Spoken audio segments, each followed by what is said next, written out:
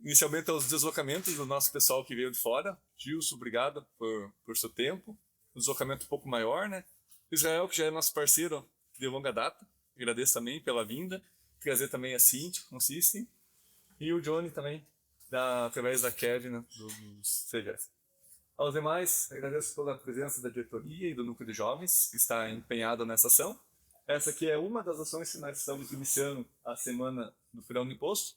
O Feirão do Imposto ele tem um marco muito importante. A Kevin vai abrir um pouco mais sobre isso lá no nosso evento posterior. E a ideia nossa é discutir nesse momento aqui, eu também com todos, o formato em que, de fato, a carga tributária no Brasil impacta nossos negócios.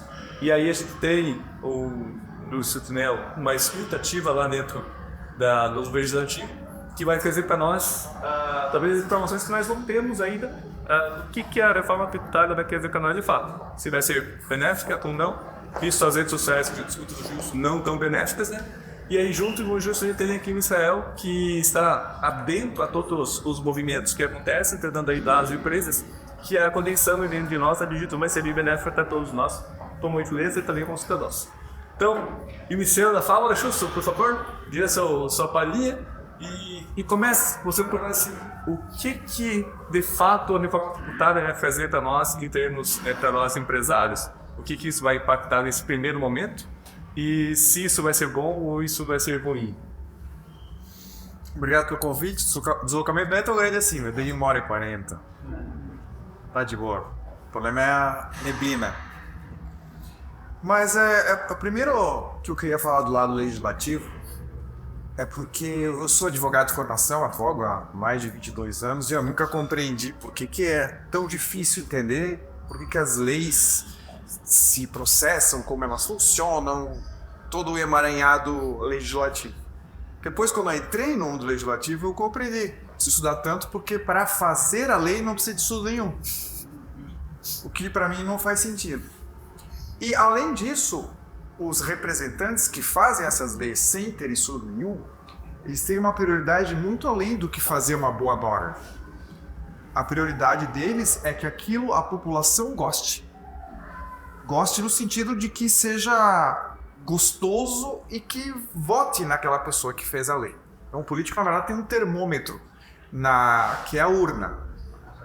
Se ele perde ou não perde voto, principalmente quando está próximo da eleição.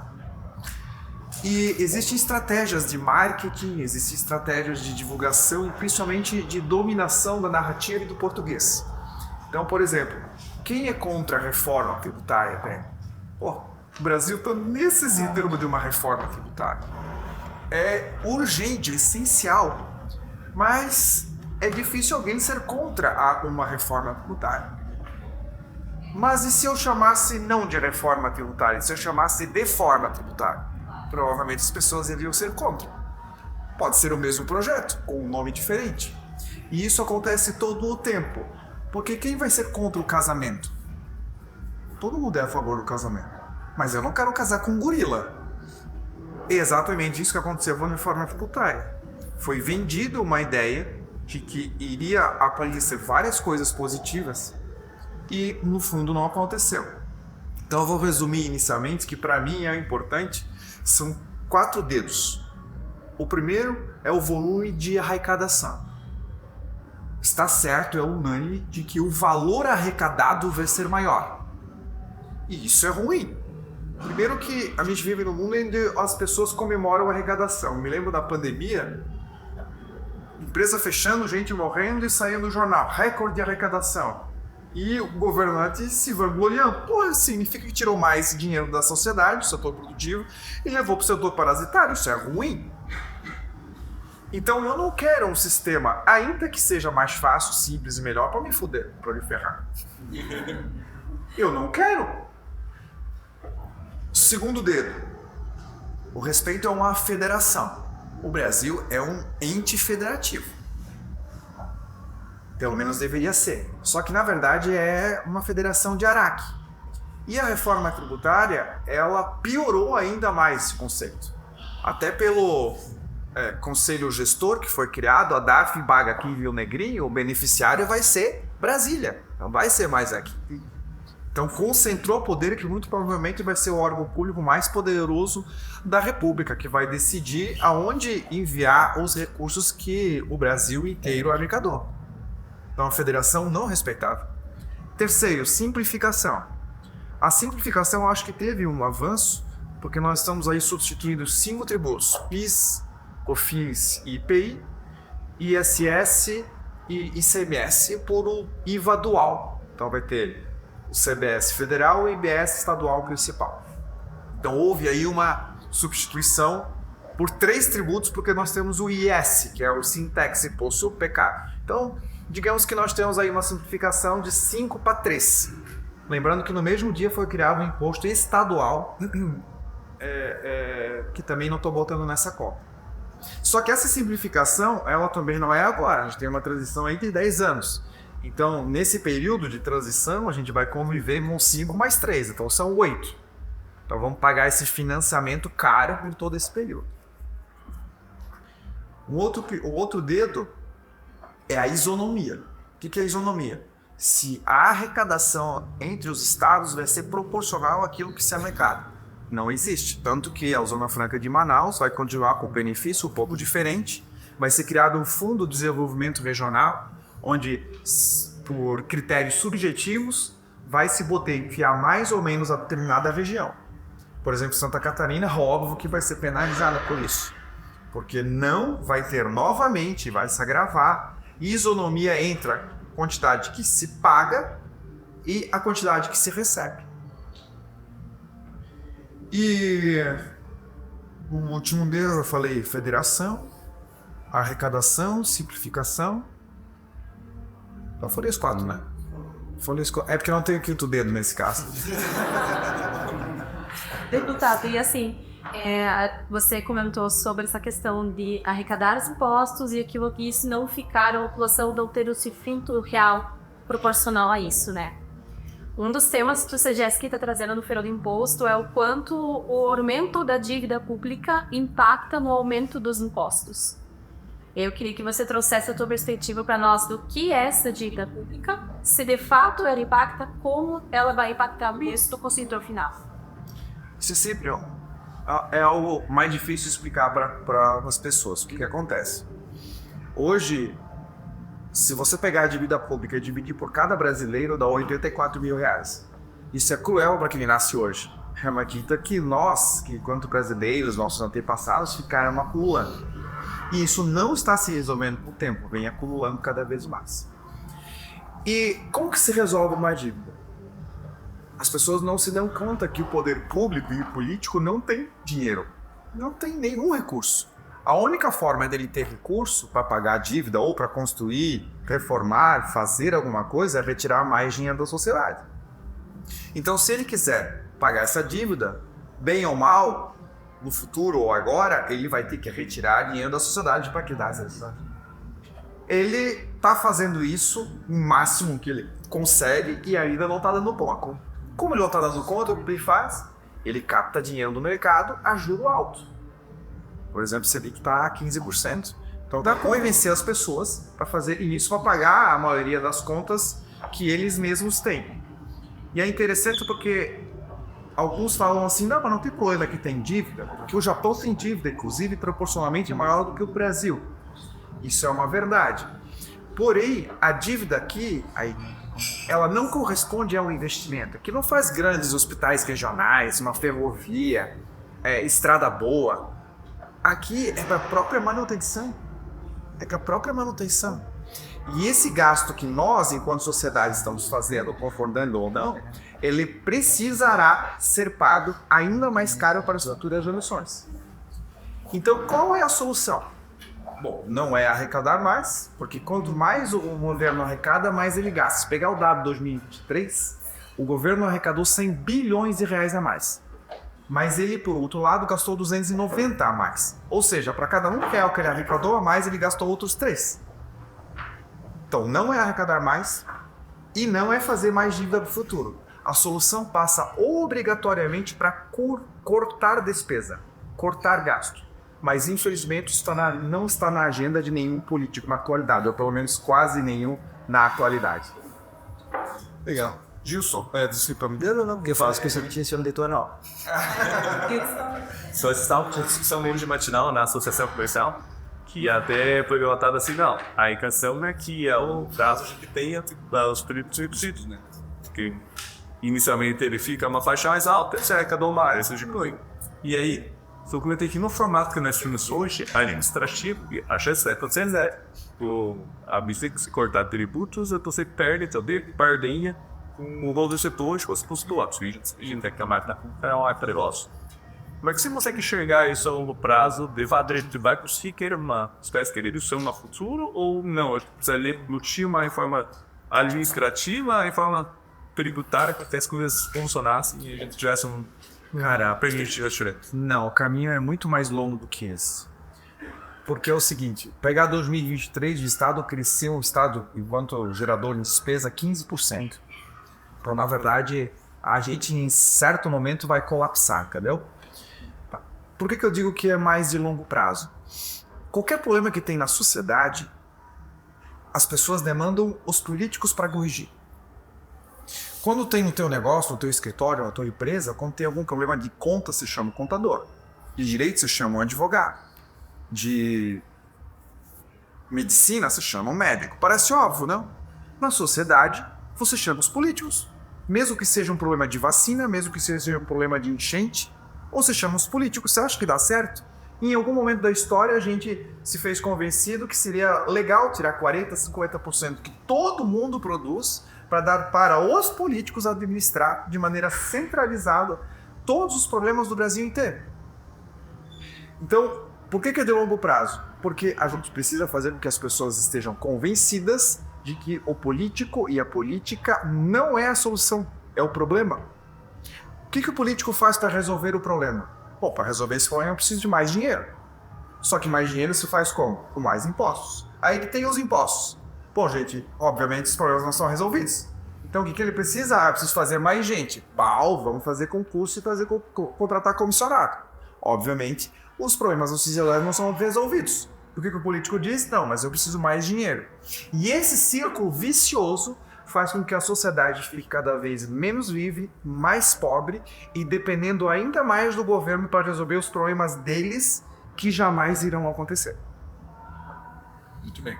Israel, passando a bola, o que você no dia a dia tem sentido em termos de dificuldades de compreensão sobre a reforma e que talvez estando aqui no momento de debate, aproveitando a presença do deputado, a gente consiga ampliar essa visão e também discutir a pergunta para os funcionários no assunto da gente. Bom, Adriano, não saberia nem para onde começar, né? Como tributarista é difícil para a gente primeiro entender a justificativa das coisas, né? E estar aqui ao lado do deputado também tem esse viés de entender no processo legislativo quais foram os principais problemas que redundaram na aprovação do projeto tal como foi feito, né? Então essa é uma pergunta com certeza vadeira minha. Mas o que a gente vê aqui é cultural, para mais ou menos em linha com o que o deputado falou, que o brasileiro tem o problema de deixar sempre em segundo plano, sempre para depois, né? E a falta, e eu penso que esse sim foi um problema de fato no processo, da participação da população civil, né, dos empresários mais envolvidos, mais engajados, entender qual seria o impacto para que isso se resolvesse lá no processo, né? Porque eu já falei aqui, inclusive, historicamente as medidas estruturais ou as reformas estruturais quase sempre são o primeiro ano de governo, em que tem enguerro político, apoio político, né? Tá mais no oba-oba e a coisa vai. E muitas vezes ela vai errada. E na minha visão como tributarista, ela foi muito pro rato. Ela pegou projetos antigos, a PEC 45 é um exemplo disso, foi misturando e eles falaram, não vai ser aprovado em 23 e foi. Tanto é que a promulgação da emenda foi em 20 de dezembro. Então, esse é um problema que o brasileiro agora, né, com a CBS batendo a porta, ela já vai começar no ano que vem, esse ano é o teste, ele está querendo entender qual vai ser a implicação, qual vai ser o efeito. Se ele tivesse começado na prática e levantado a bandeirinha lá no começo, peraí, não concordo, e ter feito pressão política, talvez tivéssemos algo diferente. Então, assim, só para responder a tua pergunta, diante desse contexto todo que é problemático, é falho, porém, na minha visão, é cultural, a gente vai entender na prática o que ela vai ser. A gente Tem simulações, a indústria vai ser beneficiada, serviço frontalmente afetado, mas a gente não sabe como o mercado vai se portar. Será que o serviço vai conseguir repassar 26, 27, 28%? Será que o mercado vai comprar? Será que não? A gente não sabe.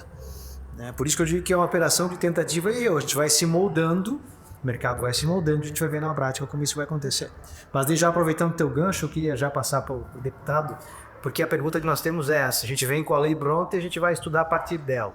Na tua visão, Gilson, qual foi o principal? A gente sabe que é um jogo de interesses muitas vezes, né? E as exceções, já se fala em alíquota hoje em 28,5%, 29%, por conta das exceções, né, que foram aprovadas e que deixou o projeto original muito de escanteio. Mas na tua visão, qual foi talvez a principal, entre tantas falhas, o principal problema que gerou essa reforma, na tua visão, tão criticada, tão problemática?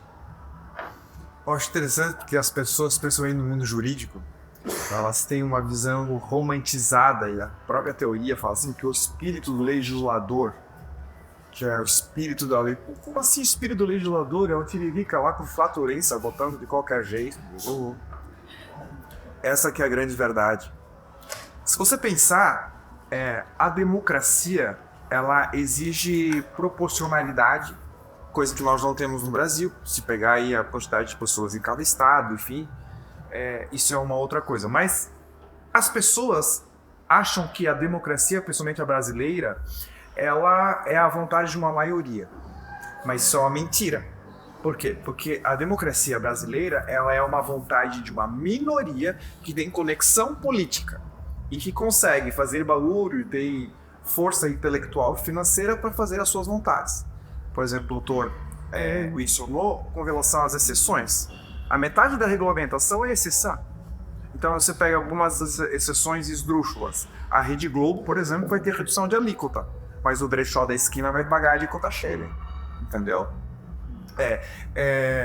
Os tributos, eles nascem de um jeito e depois eles se transformam. Por exemplo, todo mundo sabe que o IPVA, por exemplo, ele foi feito para custear as rodovias, as estradas. Pois agora na reforma, embarcações e aeronaves vão pagar IPVA. E eu não sei, mas eu acho que não se usa estrada para barco e para avião. Então é só uma justificativa para arrecadar mais. E é engraçado as diferenciações. O barco assim não paga, o barco assado paga também, entendeu? Então essas distorções, elas são resultados de lugares, pessoas ou setores que conseguem conexão com alguns políticos, isso se chama rentismo, para conseguir os seus próprios benefícios. E como bem dito pelo advogado, quando você reduz para qualquer tipo de pessoa, você aumenta a alíquota geral. Então, por exemplo, a carne. Hoje se paga tributo pela carne. Com a reforma, ela vai inserir a cesta de... Como é que chama? Cesta básica. A cesta básica e não se paga tributo. E se eu disser que é pressão dos irmãos Wesley Batista, donos da JBS, eu estarei falando contra a democracia, entendeu? Eles são proprietários e fornecedores, fornecedores de 25% da proteína animal do mundo, entendeu? Então tudo tem uma desconfiança, digamos assim, de que um ou outro setor está sendo beneficiado. Lembrando aqui que o poder de tributar corresponde ao poder de destruir. E se não destrói, ele determina os rumos da economia. Então, por exemplo, por que na Alemanha se produz mais chopp? Porque tem um benefício fiscal melhor do que o destilado. Na Escócia se produz mais destilado porque o benefício fiscal é melhor para o destilado do que para fazer chopp.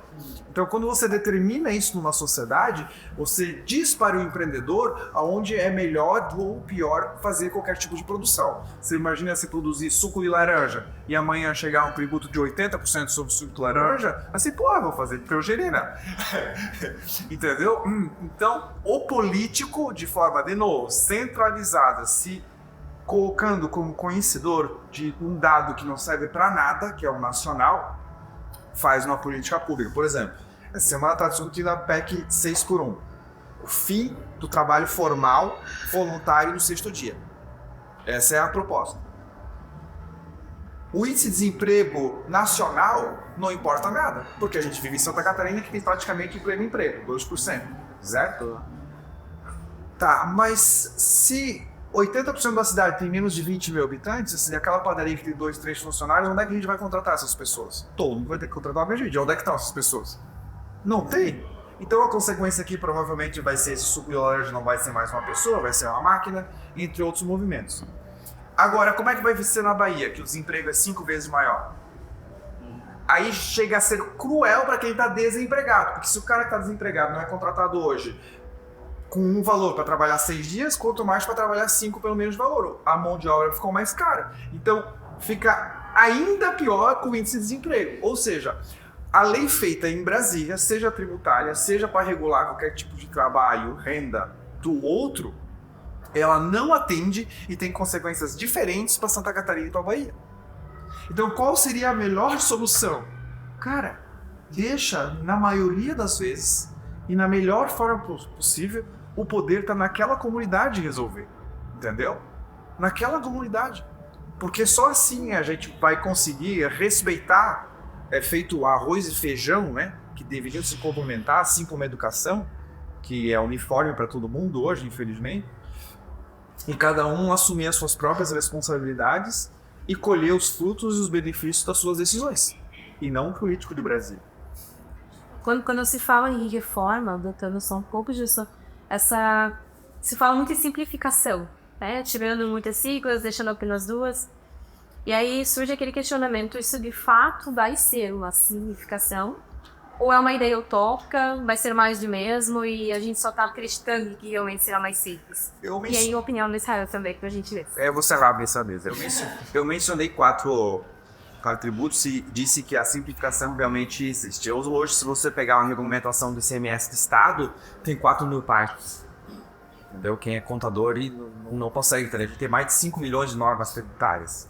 Então vai ter, é inegável, uma simplificação. Mas isso é um dos pilares que eu acho que é um benefício e que não sei se é benefício, porque, repito, eu não acho que seja bom e positivo algo que seja mais fácil para mim por mim. A gente precisa de uma reforma para pagar menos e não para pagar mais fácil. Vamos lá. Usando esse gancho, inclusive, até o período de teste de 2026, ele é uma informação mentirosa, né? Porque se vendeu a ideia de que seria teste para as empresas e população se prepararem. Na verdade, é para testar a arrecadação dela, para que as alíquotas de referência sejam colocadas de pé a partir de 27. Isso. Então começa basicamente tudo errado. Agora sim, eu sou advogado tributarista e não é nenhuma novidade, isso é um dado público. No âmbito federal, a gente tem um nível de litigiosidade absurdamente grande. Então, PIS/COFINS responde por quase 70% dos processos administrativos assim, que se discute no CAF. Só PIS/COFINS. Quase todos por conta do que caracteriza o crédito. Né? Esse tempo, atividade, o que é insumo, o que não é. Então, a promessa da reforma de trazer um crédito pleno, uma base ampla, porque vai ser sobre tudo, mas um crédito pleno, ou seja, tudo que eu compro para gerar uma receita vai me dar um crédito, vai trazer simplificação. A não ser que nos atos conjuntos, que ainda não saíram, né, que vão juntar o Comitê Gestor e a Receita Federal, eles, como já aconteceu muitas vezes, eles restringem esse direito. Então, na minha visão, vai simplificar, mas como o deputado falou, seria o mínimo do mínimo na prática. A nossa ideia é que traga muito mais benefícios e não está acontecendo. Um outro exemplo, agora com os decretos, né, com a regulamentação que saiu, é uma coisa básica da básica. Prazos administrativos de defesa, de recurso, vieram completamente distorcidos, não tem prazo padrão. Eles trouxeram diversos prazos distintos dentro do mesmo regulamento. Por quê? Ninguém consegue entender por qual razão. Então a simplificação vai existir, mas ainda vai ter muita coisa que fazer. Quando o API visualizou a reforma, ele tinha uma ideia de que era fazer justiça através dessa reforma tributária. Então, qual foi a ideia dele? Subir um pouco a tributação dos serviços e diminuir a tributação da indústria, porque hoje não existe essa equivalência. O serviço paga menos, a indústria paga mais. E isso, óbvio, que tem consequência. Por exemplo, a nossa construção civil é artesanal por conta disso até hoje. Só que a indústria comemorou num primeiro momento É engraçado porque ela não se deu conta que a indústria também consome serviços, né? Todo a jardinagem, a segurança, enfim, e acaba encarecendo também. Segundo que como o serviço vai poder deduzir, essa prestação de serviço sempre vai ser solicitado nota. E como solicita nota, o serviço passa a ser mais caro, porque o cara vai querer pagar menos tributo. Agora vocês perguntam, mas por que isso ajuda a deixar o sistema um pouco mais justo? Porque conforme o API, a ideia dele era o seguinte: quem tem mais dinheiro, quem tem mais recurso, é mais rico, é que consome mais serviço. É ele que vai na academia, no dentista, contrata arquiteto, contrata advogado. O pobre, a pessoa que não tem condição, gasta tudo em consumo, gasta tudo em mercado, gasta tudo em qualquer coisa de ser. Então, na visão dele, abaixando um pouquinho ali, subindo por aqui, a gente ia trazer justiça social. Evidentemente, na minha visão, isso não vai acontecer por um motivo muito simples. Existe um estudo do IBPT que diz que o Brasil, entre 30 países estudados, os que mais cobram tributo, o Brasil não é o que mais cobra tributo, é o 14º. O problema é a segunda coluna, onde diz que o Brasil é, entre os 30 países, a pior relação custo-benefício, entre aquilo que se paga e aquilo que se devolve. Então, não adianta você pagar o quanto que for, porque isso não se reverte em política pública, seja segurança, saúde ou educação, ou então que seja uma migalha. Essa que é a grande verdade. A justiça estaria só na quantidade do pagamento. Só que quando se fala em tributos, você paga sempre para ter alguma coisa de volta. E eu acho absurdo, porque quando eu entrei no governo, no legislativo, vindo do setor privado, o meu sonho sempre era e sempre foi você fazer qualquer tipo de serviço público, seja uma certidão ou qualquer coisa, você saber quanto custa. Quando eu fiz essa consulta, quanto custa. Isso é impossível, porque é feito para não ter essa transparência. Apesar disso, ninguém sabe o quanto paga de imposto para tudo, porque essa conta dá para fazer, e eu fiz.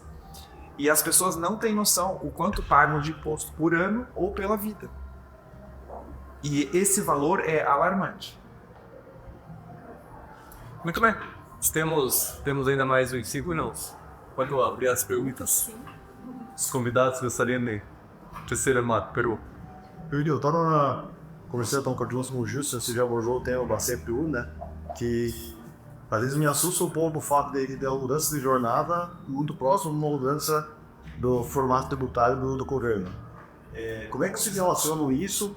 E assim, também na minha cabeça estava assim, poxa, se vier o 6 por 1, vai forçar os colaboradores a ir para a MEI e esse tipo de situação de serviço, só que quando o Israel trouxe o serviço vai ser o mais impactado, então vai meio que uma coisa não vai funcionar para a outra. Como é que vocês veem essa função, esses dois fatores para a gente e qual vocês acham que é a melhor forma de a gente se preparar para isso?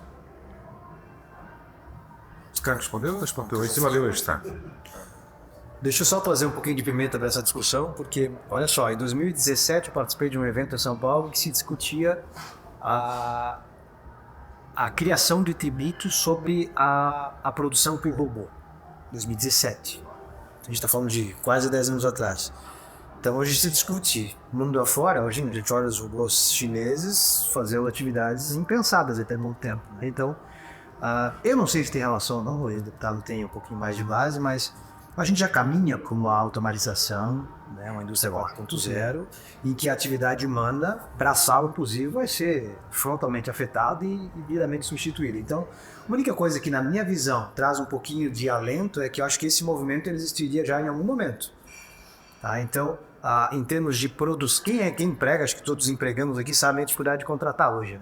Né? Tu fica com vagas constantemente abertas, é o que o Justo falava há pouco em relação à Bahia e Santa Catarina, vivemos basicamente de pleno emprego. Então, acho que esse fator, a automatização, robôs, eles vêm trazer um efeito positivo nessa discussão do 6 por 1. Mas tem um efeito econômico muito pior. Esse sobrepõe, né, Gilson? Falávamos até pouco tempo em relação falávamos ali fora em relação ao efeito prático, em termos econômicos disso. Então, não acho que feche a ponta ainda, mas é algo que vem para a gente considerar seguro. Na verdade, a conta fecha, mas não para que eles achem. Porque é o seguinte, se naquela padaria, naquela farmácia que eu mencionei, se tem 2 funcionários, ele vai ter que contratar mais um. É engraçado que essa turminha, ela sempre diz que o empreendedor é malvadão, né? Mas nesse caso ele acha que é bonzinho, porque ele acha que vai tirar do bolso o pagamento desse outro funcionário, ou que ele vai tirar do lucro. Não faz sentido. Todo mundo sabe que funcionário, assim como o tributo, engloba o preço de custo. Então, se ele tiver que contratar mais um, ele vai ter que aumentar o preço do pãozinho e o do remédio. E que para esse pãozinho e remédio é justamente aqueles funcionários que juram estar sendo defendidos pelos defensores dos trabalhadores. Então, é esse ciclo econômico que as pessoas não conseguem compreender. Com relação à automação, eu não vejo que os legisladores estão bem estão visualizando isso. Isso é bem mais rústico do que vocês imaginam. O que se discute lá é se a pauta é ou não é boa para ter votos. É isso.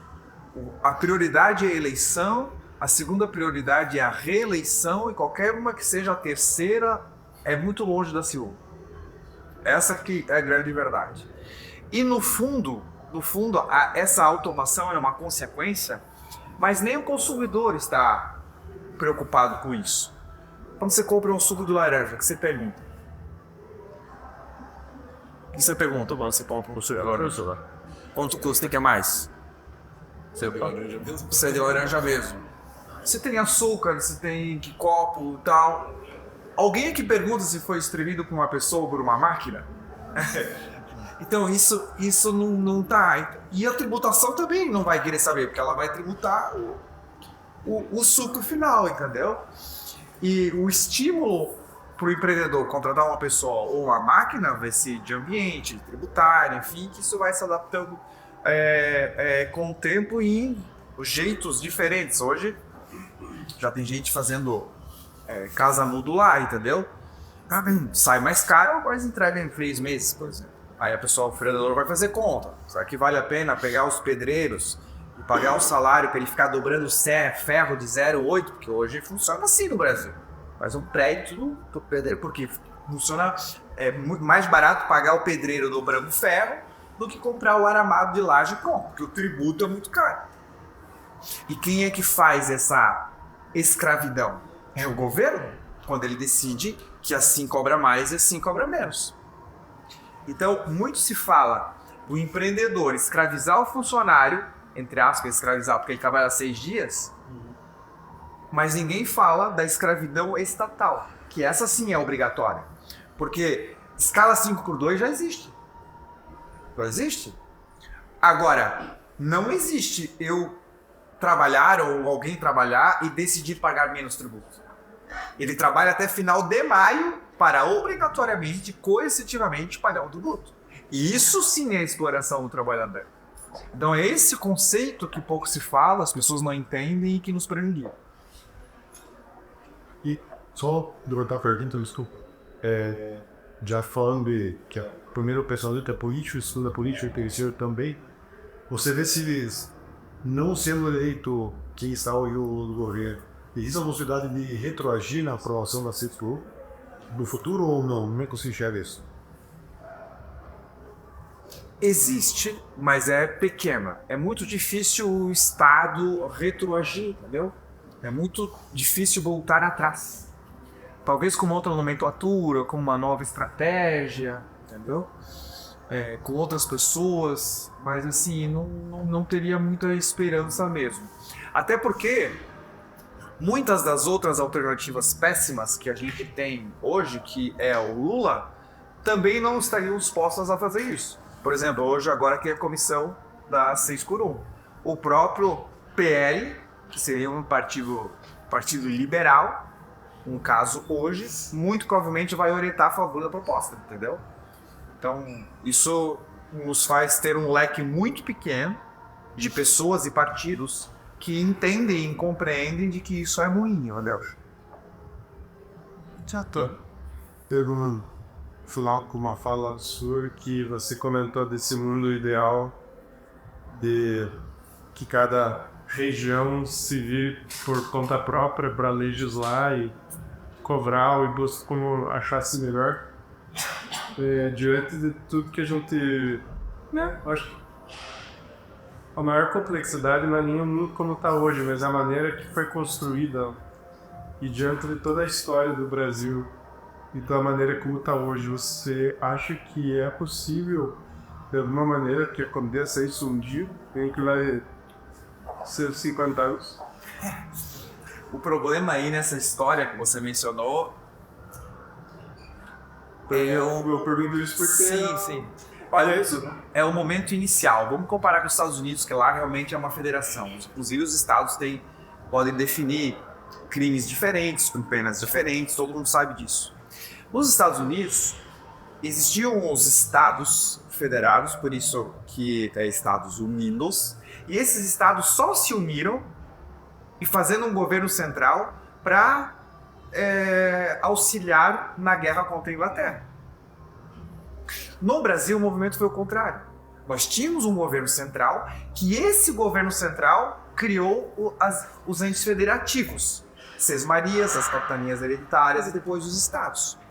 Então, por que isso é importante? Porque o criador nunca cria a criatura maior do que ela. Tu entende? Então, aqui no Brasil, a criatura são os estados que lhe deu um poderzinho pequeno, não querendo renunciar poder. E esse poder vem diminuindo cada vez mais. O que eu quero dizer com isso? Que alguém que é detentora do poder, é muito difícil ela voluntariamente reduzir. Pelo contrário, ela quer sempre aumentar. Então, por isso que esse processo é muito difícil de ocorrer no Brasil. Pode ser que exista? Pode. Vai ser difícil? Muito. Pode ser que leve tempo? Sim. Muito tempo. Muito tempo. Até porque as pessoas no Brasil ainda têm uma cultura de ficar muito mais olhando e preocupadas e acompanhando quem é o presidente da República e às vezes não sabe quem é o vereador e quem é o prefeito da sua cidade. E é engraçado porque quem que é o rei da Holanda? Quem que é o primeiro-ministro da Suécia? Pouco importa, porque eles têm menos poder.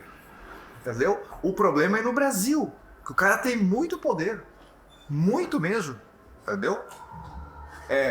O sonho era que esse cara lá fosse só para talvez representar o país ou fazer alguma decisão mais lateral, entendeu? Eu pergunto porque também eu acho uma coisa impossível. Mas eu queria... Impossível é meio forte. Mas é por isso que eu queria perguntar, porque alguém que tá lá dentro se vislumbra, sei lá, o resquício de que isso possa acontecer. Eu acho que é maravilhoso, Zé.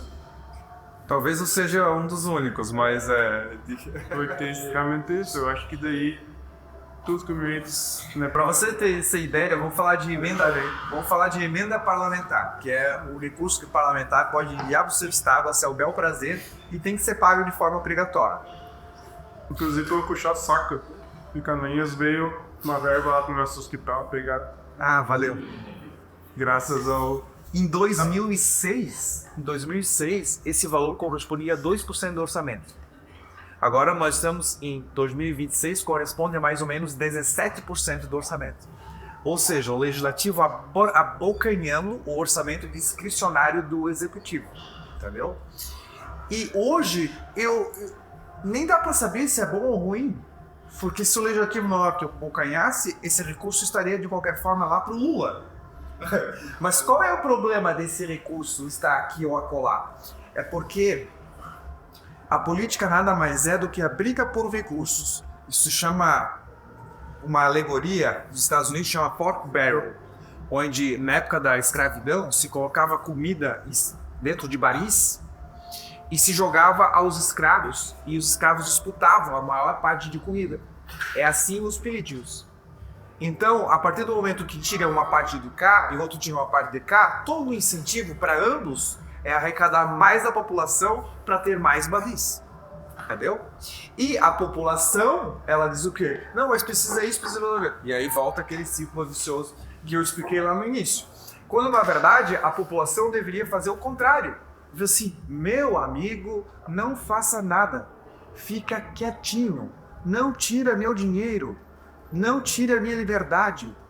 As pessoas têm um mito de que o parlamentar trabalha pouco. Cara, o problema é o contrário, é que ele trabalha muito. Por favor, não faça nada, de preferência não exista. O Congresso faz um favor para a sociedade quando não delibera. Lá metade é incapaz, a outra metade é capaz de tudo. Dizer para o Congresso trabalhar é a mesma coisa dizer para o estuprador trabalhar, ser eficiente. E a população continua pedindo para que o Congresso seja eficiente. Cara, é vomitando vera para tudo quanto é lado. Congresso custa 40 milhões de reais por dia, tanto faz se funciona ou não. Ainda que acha que isso é positivo, que o Congresso lá é positivo, será que o custo da manutenção justifica a existência?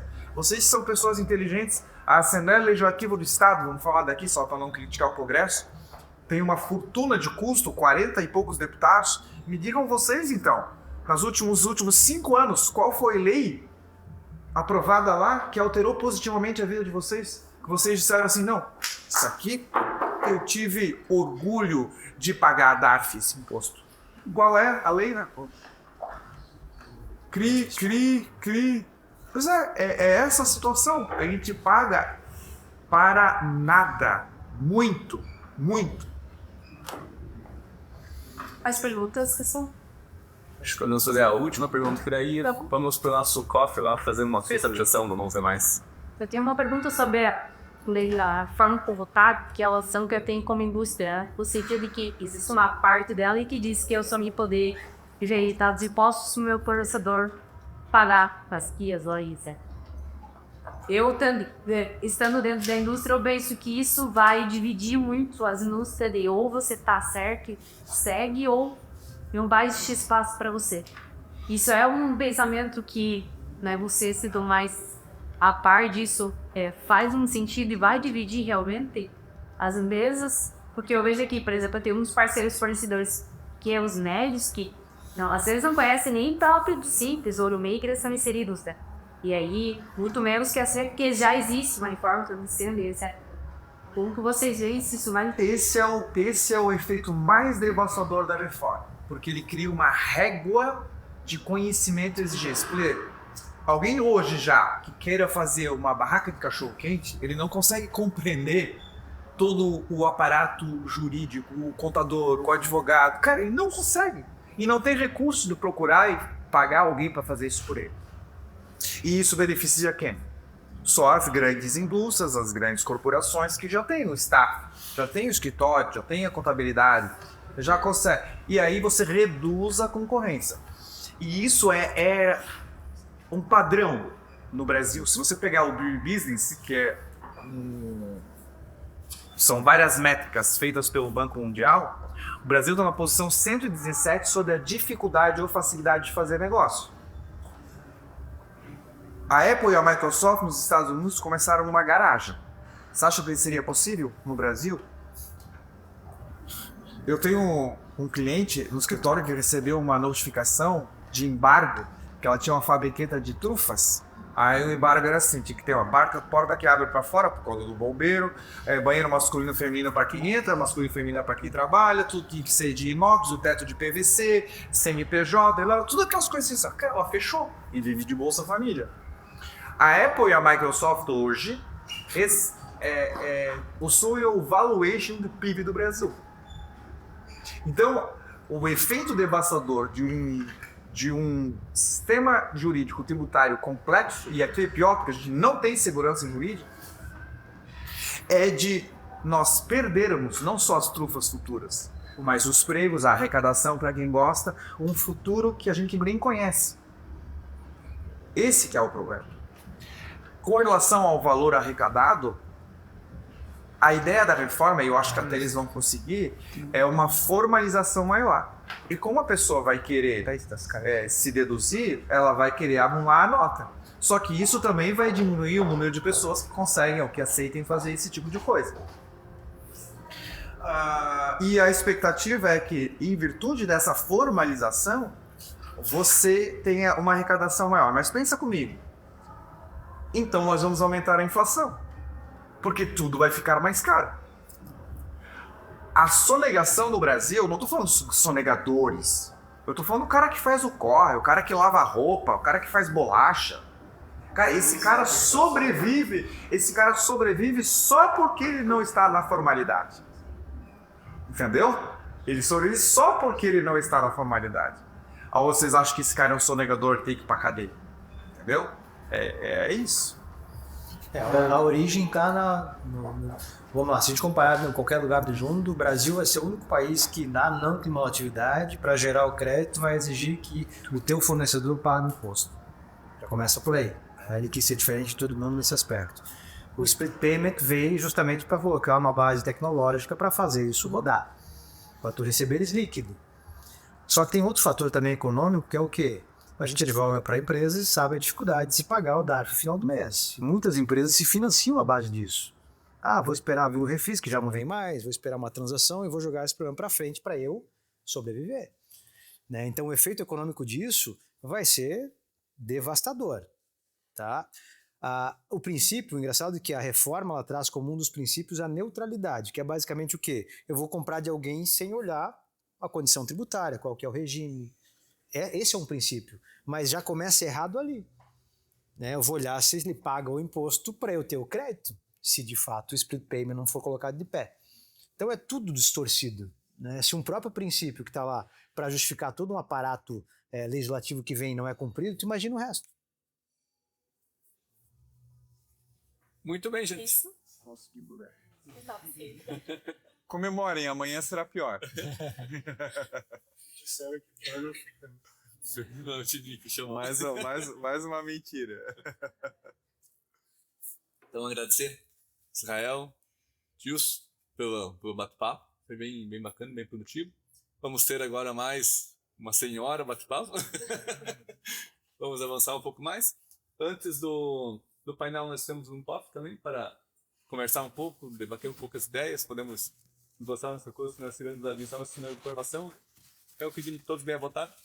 E o próximo evento é no andar de cima, daí não está. Obrigado pela presença. E lamento, mas eu vou ter que repetir tudo de novo.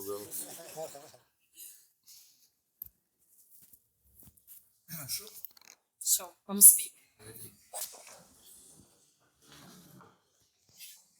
Deixa aqui. Vamos lá para o senhor do áudio.